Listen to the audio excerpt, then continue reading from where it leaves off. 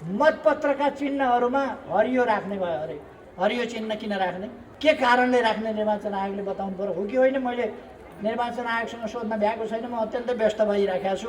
उहाँहरूसँग सोध्नुला, बुझ्नुला के हिसाबले हरियो चिन्ह राख्ने। अथवा कसैको हरियो देखिने चिन्ह छ कसैको, त्यसकारण राख्ने, के का लागि राख्ने।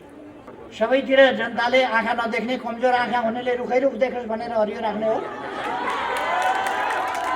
कि किन हरियो राख्ने। यदि निर्वाचन आयोगले नै त्यो गरेको हो भने निर्वाचन आयोगले त्यस्तो त्रुटि सच्याउनुपर्छ। हरियो सरियो हुँदैन। कहिले अदालत हाम्रा विरुद्ध, कहिले निर्वाचन आयोग हाम्रा विरुद्ध, कहिले सभामुख हाम्रा विरुद्ध, कहिले अर्को हाम्रा विरुद्ध। के हो यस्तो। संसद हाम्रा विरुद्ध प्रयोग गरिने। सरकार त हाम्रा विरुद्ध छँदैछ। हामीलाई ढालेर बनेको सरकार हो, त्यो परमादेशबाट बनेको सरकार हो, मुद्दा जितेर ल्याएको सरकार। चुनावबाट पो सरकार बन्छ त। मेयर अब मुद्दा जितेर, प्रधानमन्त्री मुद्दा जितेर, कस्तो जमाना आयो लोकतन्त्र। लोकतन्त्र भनेको छ मुद्दा जितेर।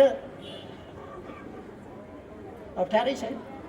यहाँ र दिदीबहिनीहरूले साई पनि एमाले, मै पनि एमाले भनेर छमछम नाचेको देखेपछि मलाई पनि फुर्ती आएर सकाइ पनि हरायो।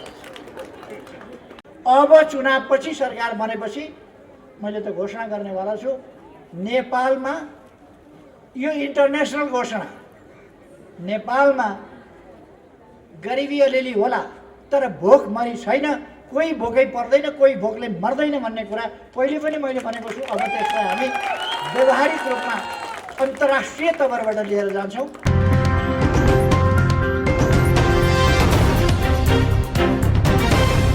दिदीबहिनी तथा दाजुभाइहरू, आज 112औं अन्तर्राष्ट्रिय महिला दिवस। यस दिवसको सन्दर्भमा म यहाँहरू सबैलाई हार्दिक बधाई तथा शुभकामना भन्न चाहन्छु, सँगै नेकपा एमालेको तर्फबाट र मेरो आफ्नो तर्फबाट समेत। सबैमा धेरै धेरै बधाई, धेरै धेरै शुभकामना। आज महिलाहरूले समान हक, समान अधिकार, समान अवसर र समान मर्यादाका लागि गरेका प्रयासहरू, बलिदानपूर्ण सङ्घर्षहरू, तिनीहरूको गौरव गाथालाई स्मरण गर्ने दिन हो। नारी चेतना जो इतिहासदेखि नै उत्कृष्ट रही आएको छ, त्यसको स्मरण गर्ने दिन हो, सम्मान गर्ने दिन हो। हाम्रा अग्रज महिलाहरूले यस सन्दर्भमा जुन सङ्घर्षहरू गर्नुभएको छ, त्यस सम्बन्धमा इतिहासतिर म अहिले जान चाहन्न, किनभने अन्तर्राष्ट्रिय महिला आन्दोलनको सन्दर्भमा कसले के भूमिका खेल्नुभयो इतिहासमा। यस आजको दिनलाई 8 मार्चलाई अन्तर्राष्ट्रिय रूपमा विश्वव्यापी स्तरमै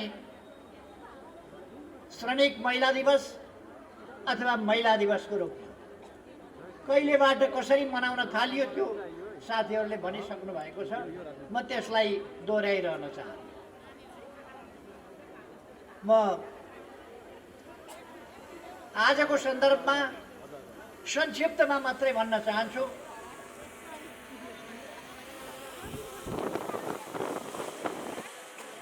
विश्वमा महिलाहरूले थुप्रै कामहरू गर्नुभएको छ। जागरणको सन्दर्भमा, खालि महिला जागरणको सन्दर्भमा मात्रै होइन, जागरणको सन्दर्भमा, खोज अध्ययन अनुसन्धानको सन्दर्भमा अनेक क्षेत्रमा मौका मिल्यो भने महिलाहरूले नयाँ नयाँ कीर्तिमान राख्न सक्छन् भन्ने कुरा पनि देखिएको छ। सबभन्दा पुराना लिखित ग्रन्थ अथवा अहिलेसम्म प्राप्त भएका सबभन्दा पुराना ग्रन्थहरूमा हामी महिला हस्ताक्षर, महिला चेतना, यी कुराहरू हामी देख्न सक्छौँ। हामी हाम्रा वेदहरूमा महिला विदुषीहरूले रचना गर्नुभएका अनेक ऋचाहरू देख्न सक्छौँ। उहाँहरूले वेदका ऋचाहरू सुक्तिहरूको रचना गर्नुभएको थियो र आफ्ना अनुभूतिहरू र चेतनाहरूलाई लिपिबद्ध गर्नुभएको थियो। पहिले कतिपय लिपिबद्ध गर्नभन्दा अगाडि मौखिक रूपमा तयार गर्नुभएको थियो। लिपिको आविष्कार हुनभन्दा अगाडि लिपिको आविष्कार भएपछि लिपिबद्ध पनि गर्नुभएको थियो। अहिलेभन्दा कमसेकम 4000 वर्ष अगाडि त्रेता युगमा हामी ऐतिहासिक प्रामाणिक रूपमा प्राप्त गर्न सक्दछौँ कि जनकका दरबारमा विद्वान ऋषिहरू र विदेशीहरूका बीचमा शास्त्रको बारेमा, दर्शनको बारेमा, जीवनको बारेमा, जगतको बारेमा को बढी जानकार छ भन्ने सन्दर्भमा पनि बहस हुने गर्दथ्यो र हामी त्यसमा पाउँछौँ त्यस बखतका सबभन्दा विद्वान भनिएका याज्ञवल्क्य उनले गार्गीले केही प्रश्नहरू गरेपछि उत्तर दिन सकेनन्। त्यहाँनिर अलिकति पुरुष प्रधानता देखिन्छ। गार्गीले प्रश्न गरेपछि याज्ञवल्क्य भन्छन्, गार्गी यो प्रश्नको सीमान्त प्रश्न भयो, यो अन्तिम प्रश्न हो, योभन्दा पर तिमीले प्रश्न सोध्न पाउँदैनौ। प्रश्न सोध्यौ भने तिम्रो शिर तल झर्नेछ। याज्ञवल्क्यले त्यसरी आवेशमा आउँछन्, रिसाएर गार्गीलाई धम्काउँछन्। शास्त्रमा सक्दैनन् अनि धम्कीबाट जित्न खोज्छन्। त्यहाँ अलिकति पुरुष प्रधानता त आइसकेकै थियो। यो 4000 वर्ष अगाडि र गार्गीलाई बहसबाट रोकिएको थियो, किनभने बहस गर्न तत्कालीन विद्वान याज्ञवल्क्यले गार्गीसँग सकेनन्, हारे।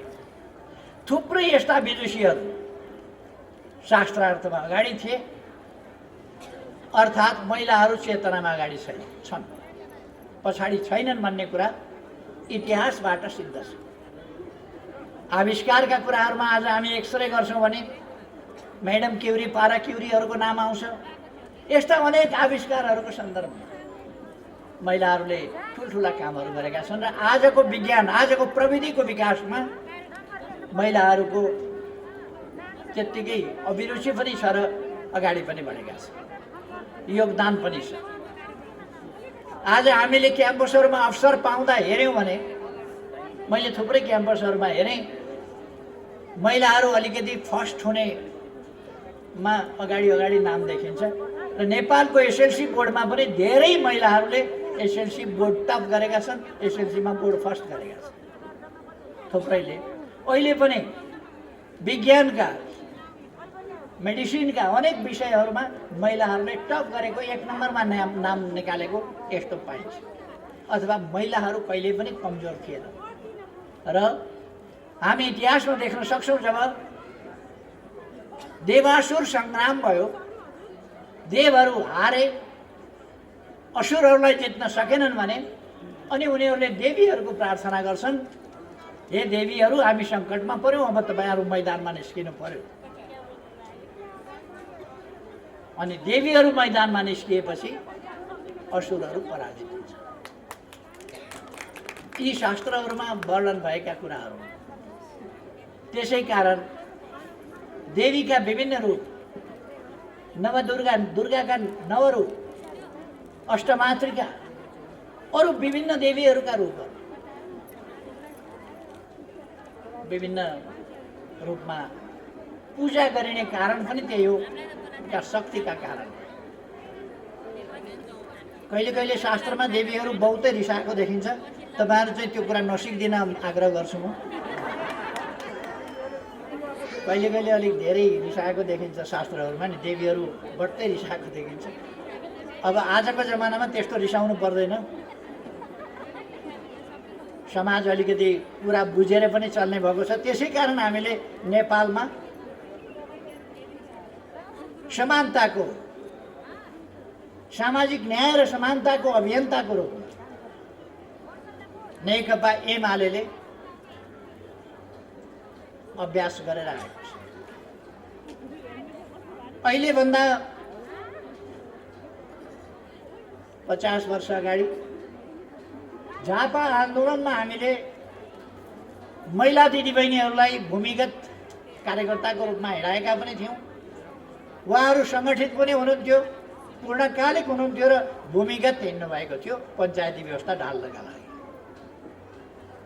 अर्थात् सशक्तिकरणको सन्दर्भमा भन्ने हो भने हाम्रो त इतिहास नै छ।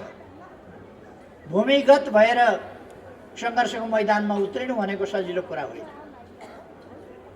त्यो पनि हाम्रो ट्रेडिसन छ। अहिलेको होइन, आधा शताब्दी अगाडिको कुरा गर्दैछु म। आधा शताब्दी अगाडिबाट हामीले यस परिपाटीको पनि सुरु गरेका थियौँ। हाम्रो देशमा पछिल्लो समयका कुरा गर्ने हो भने अघिल्ला समयमा धेरै विदेशीहरूले कुरा गरे। हामी गार्गीहरूको कुरा गर्छौँ अथवा अरूको कुरा गर्छौँ, विभिन्न विदुषीहरूको कुरा गर्छौँ। यी सबै यहाँहरूलाई म बताउन चाहन्छु, खास गरी यसै भूमिका थिए, यही ठाउँका थिए विदुषीहरू जहाँ दुनियाँमा अक्षर निस्किएको थिएन, ज्ञान निस्किएको थिएन, शास्त्र निस्किएको थिएन। त्यस बेला शास्त्रार्थ अथवा शास्त्रको लडाइँ, दुईटा हुन्छ लडाइँ, शस्त्रको लडाइँ शस्त्रार्थ, अर्को शास्त्रको लडाइँ शास्त्रार्थ। हाम्रा दिदीबहिनीहरूले हजारौँ वर्ष अगाडिदेखि शास्त्रार्थ गर्ने गर्दथे र शास्त्रार्थमा अब्बल निस्किन्थ्यो। यसरी लामो इतिहास छ हाम्रो। सामाजिक जागरणको सन्दर्भमा हामीले हेऱ्यौँ भने योगमायाको चर्चा अवश्य भइसकेको छ कि नै। योगमाया, विदुषी योगमाया जस्ता विदुषीहरूको सन्दर्भमा हामी उहाँको नाम स्मरण गर्न सक्छौँ। उहाँले सामाजिक जागरणको क्षेत्रमा गरेका कामहरूलाई सम्मानपूर्ण ढङ्गले सम्झिन सक्छौँ। त्यसै कारण म प्रधानमन्त्री भएको बेला विदुषी योगमाया आयुर्वेद विश्वविद्यालय हामीले अवधारणा पनि ल्यायौँ र त्यस विश्वविद्यालयको स्थापना अगाडि पनि बढायौँ। अहिले सङ्खुवा सभा भोजपुर, जहाँ योगमाया लगायतका उहाँका अनुयायीहरूले जल समाधि लिनुभएको थियो, त्यस ठाउँमा, त्यसको आसपासमा हामीले विदुषी योगमाया आयुर्वेद विश्वविद्यालय त्यसको स्थापना गरिरहेका छौँ। सङ्खुवा सभा र भोजपुर यी दुईटा जिल्लाहरूको आसपास हुन सक्दछ। सङ्खुवा सभामा पनि र भोजपुर पनि त्यसका निम्ति वारिपट्टिको ठाउँ भोजपुर पर्छ, त्यो पनि उपयुक्त ठाउँ हो। र त्यहाँ पुल बनिसकेपछि त्यसको कुनै समस्या हुँदैन। यसरी हाम्रो देश एउटा गौरवपूर्ण इतिहासबाट, नारी जागरणको इतिहासबाट अगाडि बढ्दै आयो र सामाजिक न्याय र समानताका निम्तिको नेपालको सङ्घर्ष सुरुदेखि नै, एक त नेपाली समाज अन्यत्र भन्दा धेरै अगाडि छ। अमेरिकाले 18औं शताब्दीमा स्वतन्त्रता सङ्ग्राम गर्यो र स्वतन्त्रता हासिल गरेको घोषणा गर्यो। तर महिलाहरूले 1965मा बल्ल मताधिकार पाए। हाम्रोमा 7 साल फागुनमा राणा विरोधी क्रान्ति सम्पन्न भयो। 8 सालको निर्वाचनमा महिलाहरूले मताधिकार पाए। त्यसमा कुनै भेदभाव भएन। महिलाहरू मताधिकार मात्रै पाएनन्, क्यान्डिडेट हुन पाए, चुनाव लडे, कतिपय ठाउँमा जिते पनि। त्यसकारण हाम्रो समाज यसै पनि अलिक उदार समाज। अब आज खास गरी यति बेला हामीले महिला जागरणको सन्दर्भमा थुप्रै काम गरेका छौँ। महिला जागरणको सन्दर्भमा महिला शिक्षामा जोड दिने कुरा हामीले शास्त्रहरूबाट पनि हेरेका छौँ। एकजना पुरुष शिक्षित भयो भने एकजना नागरिक शिक्षित हुन्छ, एकजना महिला शिक्षित भयो भने सिङ्गै परिवार शिक्षित हुन्छ भन्ने कुरा। वेदहरूले पुराणहरूले उपनिषदहरूले यिनीहरूले पनि के भन्छन् भने माता अर्थात् महिला प्रथम शिक्षिका भन्छ। महिलालाई प्रथम शिक्षिका भन्ने दर्जा दिएको छ। कोही पनि मानिसको महिला होस् कि पुरुष उसको प्रथम शिक्षिका प्रथम शिक्षक हुनै सक्दैन। प्रथम शिक्षिका हुन्छ आमा हुन्छ, प्रथम शिक्षिका महिला हुन्छ। हरेक मान्छे मैले पछि अन्यत्र पनि पढेँ होला, अरूले पनि सिकाए होला, तर मैले पहिले थाहा पाएँ मेरो शिक्षा मैले कुरो बुझ्न थालेको जान्न थालेको आमाबाट। मेरो पनि त्यही हो, अरू सबैको पनि त्यही हो। यहाँ जति हुन्छ सबैको त्यही हो, अरूको पनि त्यही हो। महिला प्रथम शिक्षिका हो, महिला परिवारको शिक्षिका हो, महिला परिवारको स्तम्भ हो, महिला परिवारको सञ्चालिका हो अथवा सामाजिक युनिट एकाइको सञ्चालिका। यो हाम्रो अगाडिदेखिको मान्यता रहिआएको छ र महिलाहरूको त्यस अनुसारको स्थान पनि रहेको छ। बीचमा केही गलत प्रवृत्तिहरू मैले हिजो पनि एक ठाउँ बोल्दाखेरि भनेको थिएँ। मनुस्मृति, मनुले लेखेको मनुस्मृतिलाई पछि 400 श्लोकहरू पछि पण्डितजीहरूले आफ्ना स्वार्थका लागि 400 श्लोकहरू त्यसमा थपे, जसले गर्दा मनुस्मृति विकृत भयो। त्यति विकृत मनुस्मृति होइन। यो पछि आएर मनुस्मृतिमा थपेका श्लोकमध्ये एउटा श्लोक हो, शूद्र गंवार के पशु नारी ढोलक पशु नारी ये सब ताड़न के अधिकारी।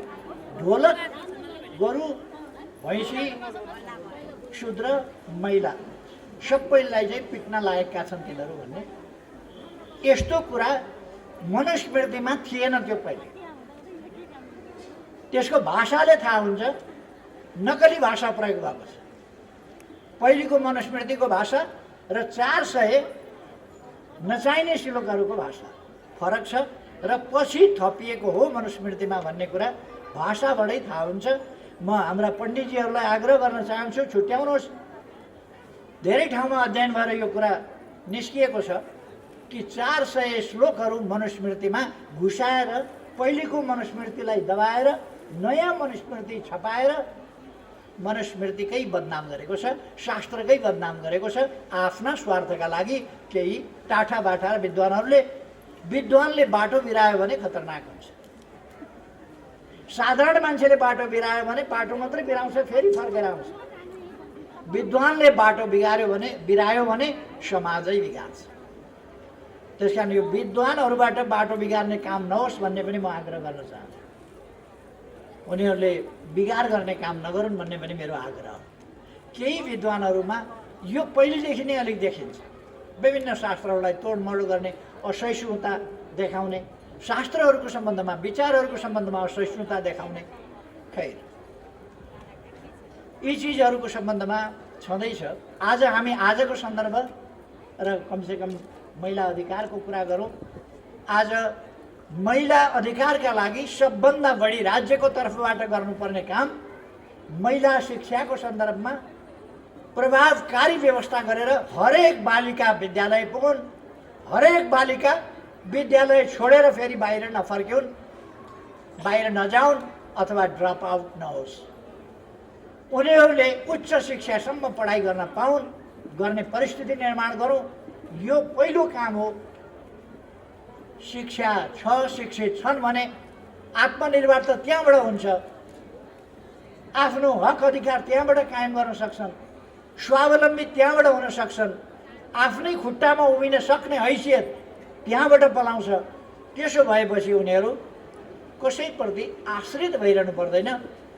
र कतिपय मनुस्मृति बिगार्ने पण्डितजीहरूले लेखेको जस्तो बालक हुँदाखेरि बाबुको शरणमा संरक्षणमा, जवान हुँदाखेरि श्रीमानको संरक्षणमा, बुढाबुढी भएपछि सन्तानको संरक्षणमा महिलाहरू हुन्छन् भन्ने जुन कुरा छ, त्यो कुरा होइन, आफ्नो संरक्षण आफै पनि गर्न सक्छन् अनेक कोणबाट। किनभने यो अरूले संरक्षण गरिदिनु पर्ने संरक्षित मात्रै हुन् महिला भन्ने खालको जुन अवधारणा हो त्यो गलत हो। त्यसका निम्ति हामीले शिक्षा दिनुपर्छ। शिक्षा दिएपछि सिप अरू सामाजिकीकरण उनीहरूको हुन्छ। उनीहरू घरभित्र मात्रै बस्ने, बाहिर ननिस्किने, नबोल्ने, पेसा व्यवसायमा नजाने, ती कामहरू गर्दैनन्। त्यसबाट उनीहरू पेसा व्यवसायमा जान सक्छन्, जागिरमा जान सक्छन्, अध्ययन अध्यापनमा जान सक्छन्, अरू कामहरूमा डाक्टर भएपछि हस्पिटल जान्छन्, बिमारी चेकअप गर्छन्, इन्जिनियर भएपछि उनीहरूले इन्जिनियरको काम गर्छन्, म्यानेजमेन्ट पढेपछि उनीहरूले म्यानेजरको काम गर्छन्, पाइलट पढ्यो भने हवाईजहाज उडाउँछन्, अनेक यस्ता कामहरू उनीहरूले गर्छन् र त्यसरी उनीहरूको आत्मविश्वास बढ्छ। मैले सक्दो रहेछु भन्ने कुरा बढ्दै जान्छ। त्यसकारण पहिलो जोड हामीले शिक्षामा दिनुपर्छ। छोराछोरीमा भेदभाव गर्ने अझै पनि केही प्रचलन छँदैछ गाउँघरतिर, यो अन्त्य गरिनुपर्दछ र छोरा र छोरीमा भेदभाव नगरियोस् भन्ने कुरामा ध्यान दिनुपर्दछ। त्यता म अलिकति आग्रह गर्न चाहन्छु सिँगै समाजलाई र हाम्रै दिदीबहिनीहरूले पनि छोरा चाहिँ अलिकति छोरा हुँदाखेरि चाहिँ राम्रो हो, छोरी हुँदा नराम्रो हो भन्ने धारणा हाम्रो दिदीबहिनीहरूले पनि छोड्न पर्छ। छोरा र छोरी उस्तै हुन्। भाग्यमानीले छोरी पाउँछ र बुढेसकालमा स्याहार सम्हार पाउँछ। अब छोरा पाउनेलाई पनि अभागी त भन्नु भएन, तर बढ्ता भाग्यमानीले चाहिँ छोरी पाउँछ भनौँ न। यसो भएर छोरीलाई शिक्षा दीक्षा दिने कुरा, छोरीको स्वास्थ्यमा ध्यान राख्ने कुरा, छोरीलाई हेला होचो र दमित भावनाका साथ हुर्किन नपरोस्, उनीहरू आत्मविश्वासका साथ दमित भावना होइन स्वतन्त्र चेतका साथ विकास गर्न सकुन् भन्ने कुरा यतापट्टि सम्पूर्ण अभिभावकले आज ध्यान दिनु जरुरी छ। यस काममा सरकारले नीति निर्माण गर्दा हरेक तहका सरकारले पनि यी कुराहरूलाई अभियानको रूपमा अगाडि बढाउनुपर्छ। अनि रोजगारीका अवसर, तपाईँहरूको नारा मैले देखाएको छु, यो रोजगारीका अवसर, समान अवसर भन्ने अब बिस्तारै रोजगारीका अवसरमा त रोजगारीका अवसर त महिलाहरूले, छोरीहरूले रोजगारीका अवसर छोडे भने छोराहरूले पाउने स्थिति बन्दै जाँदैछ। किनभने छोरीहरू बढी पढाइमा ट्यालेन्ट हुन्छन्, लोकसेवा दिँदाखेरि उनीहरूले टपिहाल्छन्। त्यसकारण शारीरिक काममा हुनसक्छ भारोत्तोलनमा महिलाहरूले हार्न सक्छन्। शारीरिक बनोट, प्राकृतिक कारण सबै कुराले भारोत्तोलन महिलाका बिचमा हुन्छ, पुरुष र महिलाका बिचमा भारोत्तोलनको कम्पिटिसन हुँदैन, दौडको कम्पिटिसन पनि हुँदैन। किनभने पुरुष शारीरिक रूपले नै उचाइमा, बलिष्ठतामा, अनेक चिजमा चाहिँ नै फरक हुन्छ। त्यसकारण यो उत्तिकै हौँ भनेर सबै कुरामा उत्तिकै हुन सकिँदैन, हुन मिल्दैन। तर मानसिक हिसाबले, बुद्धिको हिसाबले, पढाइको हिसाबले, क्षमताको हिसाबले महिलाहरू अगाडि हुन सक्छन्, हुन थालेका छन् र हुनुपर्छ। शारीरिक रूपमा अलिकति उचाइमा, अलिकति शारीरिक उचाइमा अलिकति होचा छन् भने बौद्धिक उचाइमा अलिकति त्यति नै अल्गो हुन सकिन्छ, हुनुपर्छ। म हाम्रा छोरीहरूलाई भन्न चाहन्छु बौद्धिक उचाइमा अलिकति जोड गरौँ। अभिभावकले पनि बौद्धिक उचाइतिर, छोरीहरूको बौद्धिक उचाइतिर ध्यान दिउँ भन्ने लाग्छ। अरू सामाजिकीकरण गर्ने कुरा, महिला अधिकारको सुरक्षा गर्ने कुरा, महिला विरुद्धका विभिन्न प्रकारका हिंसाहरूबाट महिलालाई सुरक्षित र मुक्त राख्ने कुरा, यी कुराहरूतर्फ सिँगै समाजले ध्यान दिनुपर्छ। कानुनको हिसाबमा हामीले यस दिशामा ध्यान दिएका छौँ र सबभन्दा बढी महिलाहरू पीडित हुने क्षेत्रहरूलाई हामीले विशेष गम्भीरताका साथ लिएका छौँ। गत वर्ष नै भनौँ, गत वर्ष मात्रै मैले एसिड आक्रमण विरुद्धको कठोर कानुन ल्याएर त्यसलाई व्यवहारमा अगाडि बढाएको यहाँहरूलाई थाहा छ। एसिड आक्रमण अत्यन्त अमानवीय र खास गरी महिलाहरूका विरुद्ध यो प्रयोग हुने गरेको छ। यस्ता कुराहरू यो महिला हिंसाको एउटा चरम रूप हो, सबभन्दा खतरनाक रूप हो यो, जसले उसको सिँगै जिन्दगीलाई बर्बाद गरिदिन्छ। भरसक मारि नै हाल्छ, मारेन भने जिन्दगी कष्टपूर्ण ढङ्गले बिताउनु पर्ने खण्ड पर्छ। त्यस्तो खालका अपराधहरूप्रति हामी कडा हुनुपर्छ। अन्धविश्वासहरूबाट समाज चलेको छ, त्यसका विरुद्ध हामी क्याम्पेन चलाइरहेका छौँ, अभियान चलाइरहेका छौँ। अन्धविश्वासहरूबाट समाज निर्देशित हुने होइन र हाम्रो परम्परा, हाम्रो ज्ञानको परम्परा, हाम्रो चेतनाको परम्परा भनेको कहिल्यै पनि अन्धविश्वासबाट गाइडेड हुने होइन।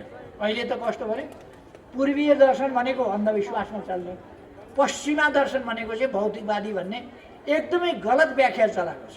पश्चिमा दर्शन वैज्ञानिक अरे, हाम्रो दर्शन चाहिँ अवैज्ञानिक र भ्रममा चल्नुपर्ने, अन्धविश्वासमा चल्नुपर्ने, नभएका कुरा पत्याइदिनु पर्ने। मैले हातमा भैँसी लिएको छु भन्दा तपाईँले पत्याउनु पर्ने, होइन भन्न पनि नपाइने। यस्तो पनि विश्वास हुन्छ, यस्तो पनि दर्शन हुन्छ। हातमा भैँसी लिएको छु भन्दा छैन,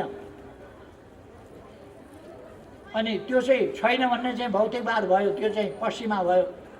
अनि हाम्रो चाहिँ हो छ पत्याउने भन्ने चाहिँ त्यो चाहिँ पूर्वीय दर्शन भयो। त्यस्तो हुन्छ। हाम्रा पूर्वजहरूले भगवानको जिम्मा सबै कुरा लगाएनन्। भगवानको जिम्मा लगाएको भए बिमारी हुँदाखेरि उपचार गर्न जडीबुटी, आयुर्वेद, औषधि विज्ञान, योग, अनेक चिजहरू, आरोग्य शास्त्र, शल्य क्रियाशास्त्र अथवा आयुर्वेदका अन्य पक्षहरू, औषधि विज्ञान, उपचार पद्धति, यी सबै कुराहरूको विकास हुनै थिएन। यदि अन्धविश्वासमा हाम्रा पुर्खाहरू चल्थे भने ग्रह नक्षत्रहरू गणना गरेर तिनको अवस्थिति र गतिको बारेमा जान्ने नै थिएन। त्यसकारण हाम्रो पूर्वीय दर्शनको परम्परा भनेको अध्यात्मवादी हो। पहिले चिन्तन आउँछ, भौतिक तत्त्व होइन, भौतिकवाद होइन, वास्तविकता होइन, अन्धविश्वास चाहिँ हाम्रो पूर्वीय दर्शन हो भन्ने कुरा गलत कुरा हो। त्यसै कारण यहाँ आयुर्वेद पत्ता लागेको थियो, त्यसै कारण यहाँ योग पत्ता लागेको थियो र हाम्रा योगका गुरुहरू, औषधि विज्ञानका गुरुहरूमध्ये महिलाहरू पनि पर्दथे। आज हामीले राजनीतिक क्षेत्रमा राम्रो प्रगति गरेका छौँ महिला सहभागिताको सन्दर्भमा। हाम्रो इतिहास लामो छैन, समानताको जागरणको, नागरिक अधिकारको इतिहास लामो छैन, स्वतन्त्रताको इतिहास लामो छैन। तर यो छोटो अवधिमा हामीले ठुलो प्रगति गरेका छौँ, उल्लेख्य प्रगति गरेका छौँ यो छोटो अवधिमा। अहिले हामीले 33% त सर्वत्र महिला सहभागिता पुर्याउने, जनप्रतिनिधित्वका ठाउँमा कमसेकम 33% पुर्याउने भनेका छौँ र संसदमा हामीले 33% पुर्याएका छौँ भने स्थानीय तहमा हामीले त्यो सङ्ख्या 41% पुर्याएका छौँ। एउटा परिपाटी प्रमुख पदमा चाहिँ पुरुषै हुनुपर्छ र सहयोगी उप भन्नेमा मात्रै महिला हुनुपर्छ भन्ने कुरा सही होइन भन्ने तपाईँहरूको पनि माग छ। म एउटा कुरा के ढुक्कले भन्न सक्छु भने आज हाम्रा दिदीबहिनीहरू चेतनाको जुन तहमा, राजनीतिक जागरणको जुन तहमा हुनुहुन्छ, त्यसका लागि नेकपा एमाले अग्रभागमा रहेको छ। त्यसकारण अखिल नेपाल महिला सङ्घ धन्यवादको पात्र छ सङ्घर्षका लागि, तर अखिल नेपाल महिला सङ्घलाई महिला अधिकारको सन्दर्भमा सचेत गराउने, सङ्गठित गर्ने कुरामा नेकपा एमालेको जुन योगदान छ, जुन भूमिका छ, त्यो बिर्सनु हुँदैन। नेकपा एमालेको कारणले नै महिला दिदीबहिनीहरू यति सशक्त हुनुहुन्छ राजनीतिक हिसाबले, र नेकपा एमाले नै यी सबै कुराहरूको अगुवाई गर्दछ। र नेकपा एमाले परिस्थितिलाई बुझ्छ, समानताको सत्यतालाई बुझ्छ, समानता भन्ने कुरा भित्र रहेको न्यायलाई बुझ्छ र परिस्थितिको यथार्थलाई पनि बुझ्छ। यी चिजहरूको सन्तुलनबाट हामी सहभागितालाई सन्तुलित र समानतामूलक ढङ्गले अगाडि बढाउने कुरा म तपाईँहरूलाई जानकारी गराउन चाहन्छु। स्थानीय तहको निर्वाचन आउँदैछ। यसमा आफ्ना सुझावहरू राम्ररी राख्न म दिदीबहिनीहरूलाई आग्रह गर्न चाहन्छु। तर परिस्थिति र वातावरणलाई फेरि त्यसै नाउँमा हरेक ठाउँमा सबै देशभरिको चित्र त आफू बिचमा हुँदैन। त्यसै कारण हरेक ठाउँमा आफू प्रमुख हुनुपर्छ भनेर अस्वस्थ लडाइँ नलड्न पनि म आग्रह गर्न चाहन्छु। त्यसले फेरि हामीलाई कुनै राम्रो नतिजामा पनि पुर्याउँदैन। त्यसर्थ हामीले यी कुराहरूलाई सन्तुलित ढङ्गले अगाडि लानुपर्छ भन्ने राख्न चाहन्छु। हरेक कुरा अहिले तपाईँ हामीलाई थाहा छ, हरेक कुरा नेकपा एमालेका विरुद्ध, हरेक कुरा नेकपा एमालेका विरुद्ध प्रयोग भइरहेका छ। राज्यका अङ्गहरू सबै अङ्ग एमालेका विरुद्ध प्रयोग भइरहेका छ। अदालत प्रयोग भएर परमादेश जारी गरेको पनि तपाईँहरूले देख्नुभयो। सभामुखको भूमिका तपाईँहरूले देख्नुभएको छ। तमासा भइरहेको छ सभामुखको तर्फबाट। नियम कानुन भन्ने कुरा त्यो त कुनै मतलबै छैन। स्वेच्छाचारिता, मन परितन्त्र, कसैको कुनै पार्टीका कुनै नेताले व्यक्तिगत तवरमा निष्कासन गरेको ल्याएर सूचना जारी गर्ने, कसैको केन्द्रीय कमिटीले निर्णय गरेको पार्टी फुटाएर हिँड्ने, पार्टीको सरकार ढाल्ने, प्रतिक्रियावादीहरूलाई फाइदा पुर्याउने, पार्टी विभाजन गर्ने, 2/3 आसपासमा पुगेको वामपन्थी आन्दोलनलाई चकनाचुर पारेर दक्षिणपन्थीहरूका पाउ मल्न जानेहरूलाई निकालेको पनि सदर हुन नसक्ने यस्ता खालका कुराहरू गरेर सभामुख बसिरहेको छ। मलाई थाहा छैन, मैले एउटा सञ्चार माध्यममा हेरेको थिएँ, निर्वाचन आयोगले मतपत्रका चिन्हहरूमा हरियो राख्ने भयो अरे। हरियो चिन्ह किन राख्ने? के कारणले राख्ने निर्वाचन आयोगले बताउनु पर्यो, हो कि होइन? मैले निर्वाचन आयोगसँग सोध्न भ्याएको छैन। म अत्यन्तै व्यस्त भइराखेको छु। उहाँहरूसँग सोध्नुला, बुझ्नुला। यदि हो भने कुन हिसाबले राख्ने? यो धार्मिक हिसाबले राख्ने हो? के हिसाबले हरियो चिन्ह राख्ने? अथवा कसैको हरियो देखिने चिन्ह छ कसैको, त्यसकारण राख्ने? के का लागि राख्ने? सबैतिर जनताले आँखा नदेख्ने, कमजोर आँखा हुनेले रुखैरुख देखोस् भनेर हरियो राख्ने हो कि किन हरियो राख्ने? यदि हो हरियो राख्ने निर्णय गरेको भने, होइन भने त्यो सञ्चार माध्यमले आफ्नो त्रुटि सच्याउनुपर्छ। यदि निर्वाचन आयोगले नै त्यो गरेको हो भने निर्वाचन आयोगले त्यस्तो त्रुटि सच्याउनुपर्छ। हरियो सरियो हुँदैन। अनि अब कहिले अदालत हाम्रा विरुद्ध, कहिले निर्वाचन आयोग हाम्रा विरुद्ध, कहिले सभामुख हाम्रा विरुद्ध, कहिले अर्को हाम्रा विरुद्ध। के हो यसमा? संसद हाम्रा विरुद्ध प्रयोग गरिने? सरकार त हाम्रा विरुद्ध छँदैछ। हामीलाई ढालेर बनेको सरकार हो, त्यो परमादेशबाट बनेको सरकार हो, मुद्दा जितेर ल्याएको सरकार। चुनावबाट पो सरकार बन्छ त। मेयर अब मुद्दा जितेर, प्रधानमन्त्री मुद्दा जितेर, कस्तो जमाना आयो लोकतन्त्र। लोकतन्त्र भनेको छ मुद्दा जितेर। अप्ठ्यारै छैन। अब यी त सबै भइरहेको छ। यो प्रसङ्ग म आज त्यति उठाउन पनि चाहन्न थिएँ। दिदीबहिनीहरूलाई थाहा छँदैछ।